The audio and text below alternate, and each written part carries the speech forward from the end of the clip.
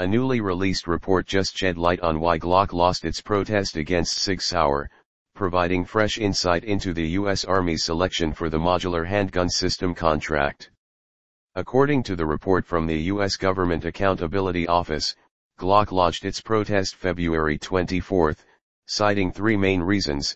U.S. Army Materiel Command did not properly evaluate its proposal. The second downselect phase of the testing program was not carried out, and finally, Sig Sauer's XM17 entry was not properly evaluated. Glock also claimed Army evaluators were biased during evaluations.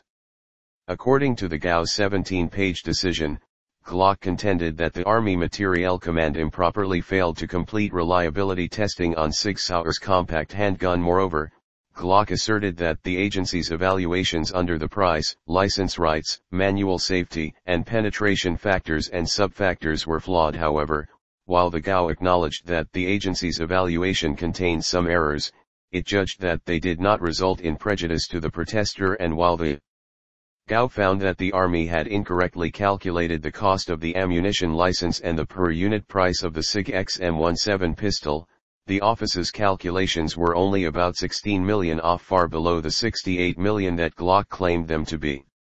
Glock also lodged a series of complaints regarding the Army's ammunition requirement, the weighted importance of the manual safety, and the performance of its special-purpose ammunition during testing. Unfortunately for Glock, the GAO dismissed or denied all of the complaints. On top of outlining Glock's reasons for protesting and why its protest was rejected, the GAO's report also provides insight into how both companies' bids compared. The Army believed that the Sig had a slight technical advantage over the Glock. A table in the GAO report suggested it scored a good rating to Glock's acceptable. The Sig also won high points in both ergonomics and ballistic performance. Moreover, Sig offered a two-gun proposal, the XM17 and compact XM18, to Glock's single-gun bid. Perhaps most importantly, price is always a factor when it comes to government contract, and Sig undercut Glock's bid by a wide margin. Sig's bid came in at just about 1,695 million, a whopping 103 million less than Glock's. The savings clearly made a difference.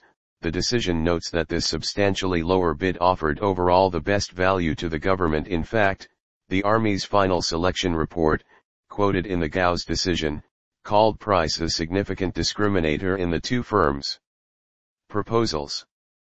Another of the major advantages of Sig Sauer's proposal was the firm's partnership with Winchester. The Army reported that Sig's ammunition supply proposal was outstanding while Glock's was only marginal. Sig Sauer's partnership with Winchester enables the company to provide not only the standard full metal jacket ball ammunition but also the special purpose jacketed hollow point ammunition, which significantly increases the pistol's lethality.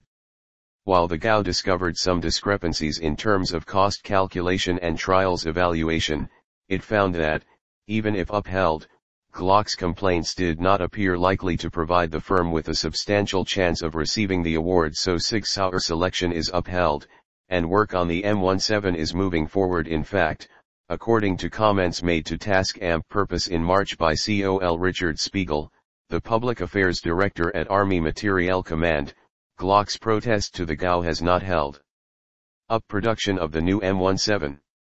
While Sig Sauer will surely welcome the GAO's decision, it is not the end of the company's short-term worries. It still faces a lawsuit for patent infringement from Steyr Arms. Even so, U.S. troops will begin receiving the M17 later this year, with troops from the 101st Airborne Division at Kentucky's Fort Campbell set to be the first to get their hands on the new sidearm.